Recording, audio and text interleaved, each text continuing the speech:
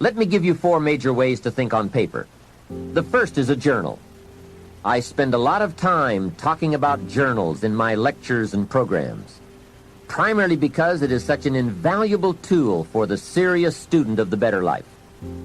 A journal is merely a gathering place for all the good information that comes your way, from sermons, from books, from lectures, from business conferences, magazines, thinking time, research, any source of information that you feel is worth keeping. Don't let the good ideas of life escape you. Remember, most good ideas usually only come by once. Get into the habit of capturing them with pen and paper by making daily use of your journal. Now maybe you won't write in it every day, but at least make sure it's with you every day. Here's the second way to think on paper, a projects book. This is simply a ring binder with tabs in it to help you keep track of all the current people and projects you are involved with and need to work on to make all the parts of your life work to the maximum. If you are working with people, give them each a tab in your projects book. Then under this tab, you keep a running account of all the current information you need to know about that person.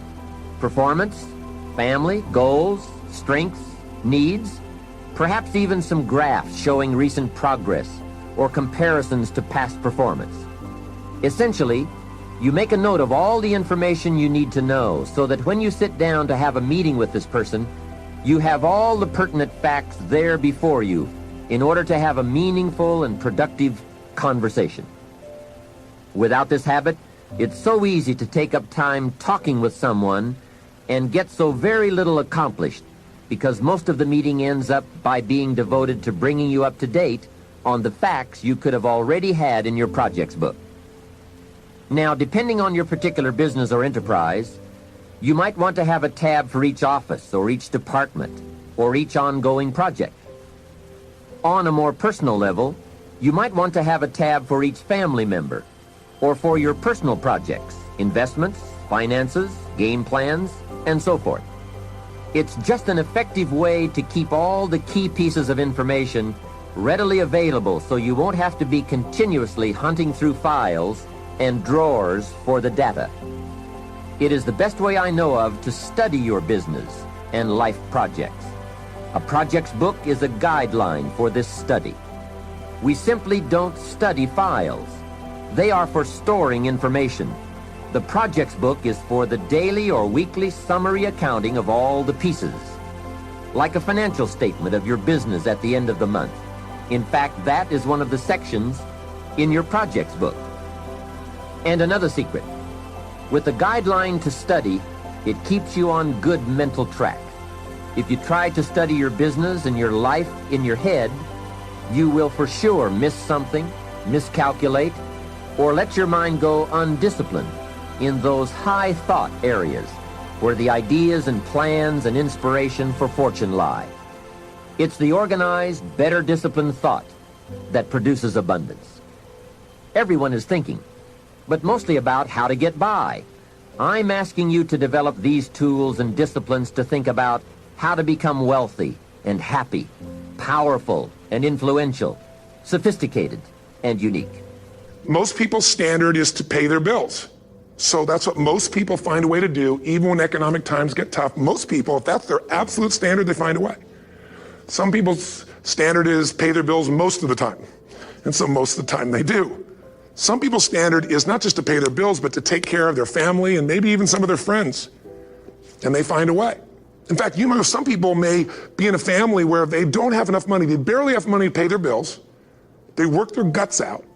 And then somebody, their mother, their father, somebody else, their sister gets ill, and there's not enough money to take care of it. Nobody else has money in the family. They don't either, but they find a way to get that money to take care of their mother or father, don't they? And pay their bills. They never could do it before. Why? The situation made them raise their own standard. And not everybody does that. Somebody else in the family might have money and still not take care of their mother. Let's take a few minutes to talk about the importance of knowing yourself enough to be your best cheerleader. You know, when you thought you were doing what you were supposed to do and were misinformed, the times you thought you had it all laid out and it just didn't work, the times when you burned the midnight oil day after day and it didn't seem to help, It didn't seem to change the end result.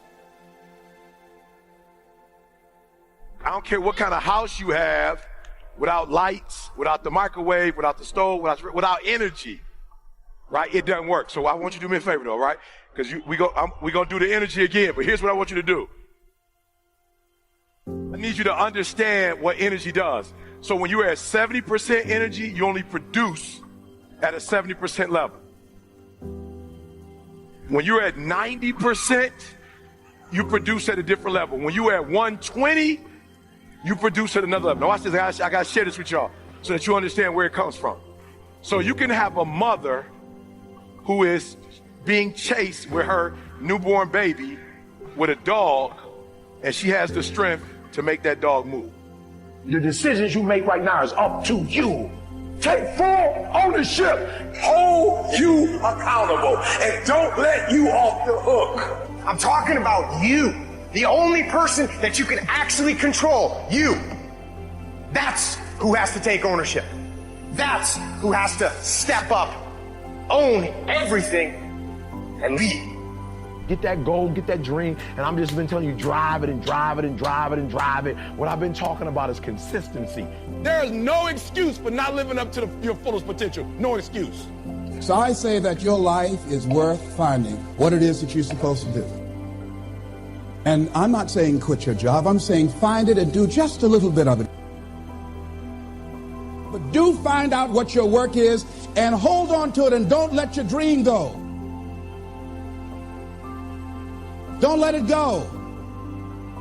I am not phenomenally skilled, but I'm phenomenally willed. My IQ may never change, but my will changes every year. I get stronger and stronger and more determined. Why? Because it's in my DNA.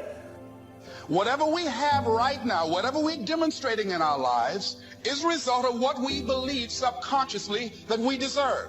And part of increasing that belief level is that you have got to convince yourself every day.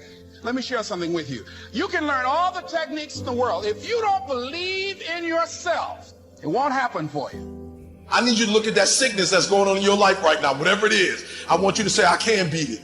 I can beat it. I will beat it. I must. I got a family to live for. I ain't through yet. My life ain't over yet.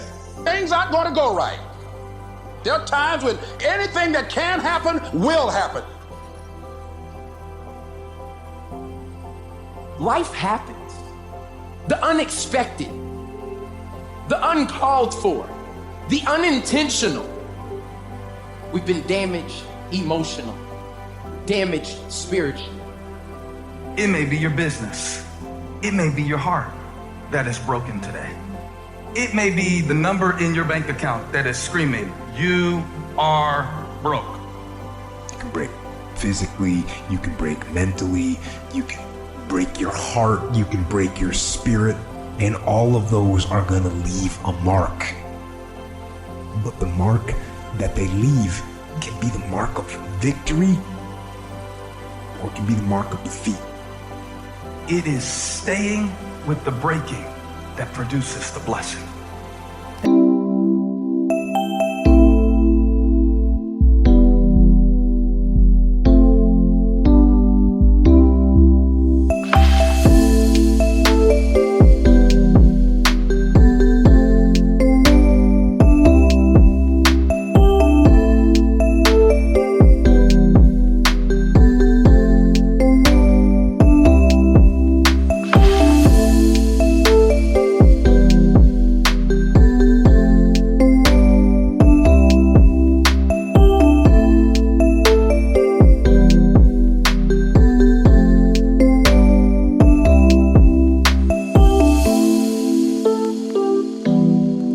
I think the biggest thing for me is that I had such an amazing teacher, and my guru trained me remotely before I joined the monastery, and then when the first 3 years I lived with him, he trained me intensely. And unfortunately he died 3 years after I joined, so I stayed for 7 more years. But in the 3 years that I was with him, he personally worked with me and really broke me, so to speak, broke all the patterns. And I'm not saying all the patterns, but definitely a great deal of them.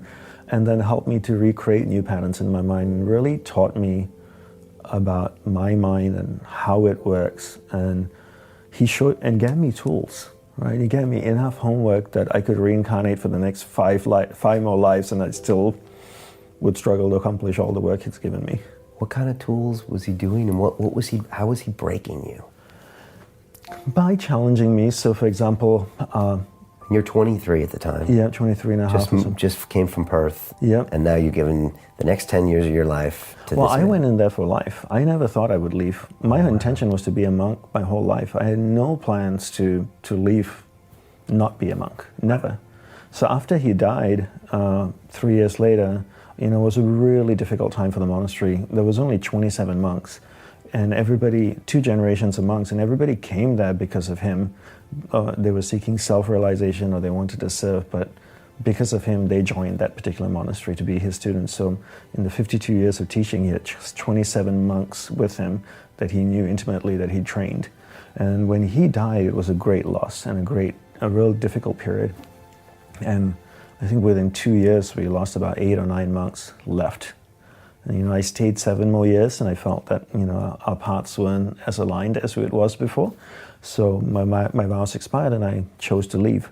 But I had no intention ever of wanting to leave the monastery. I would be, if he was alive, I'd still be there as a monk, for sure.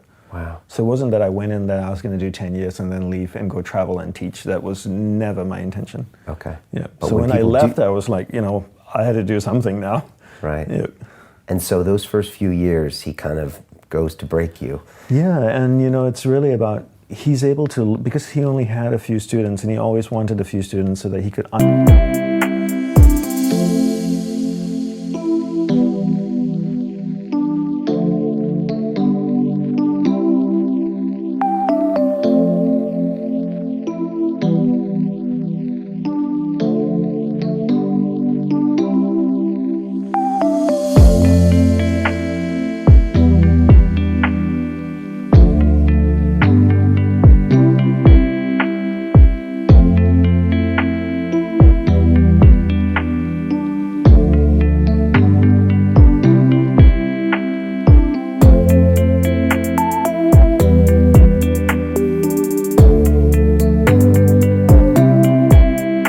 understand you, right? If you have 20,000 students, you can't get to know them. But if you have 27, you can know each one intimately. So he got to know me, he got to understand me, he got to see my habits, my weaknesses. One thing, that he worked with me is to really teach me to be non-attached. So one way, all the monks lived in a hut that was 10 feet by 10 feet by 10 feet tall. So 4 walls, 2 windows, a door, just a futon mattress, a pillow, a blanket, and an oil lamp. No toilet, no electricity, no plumbing, nothing in there. And that was the big hut, right? So 3 meters by 3 meters, that was considered the big hut. And I lived in one for a few months, and then he would move me to another place. He'd move me to an office, and he says, I want you to sleep here in the meeting room. And I'm like, okay. So I rolled up my futon mattress, and I went and slept in the meeting room. And I remember a giant centipede, like about 8 inches, falling from the air conditioning. I'd sleep under the air conditioning vent because it was Hawaii, it was warm, and wanted to be a little bit cool. I remember one fell on my chest and ran across my body.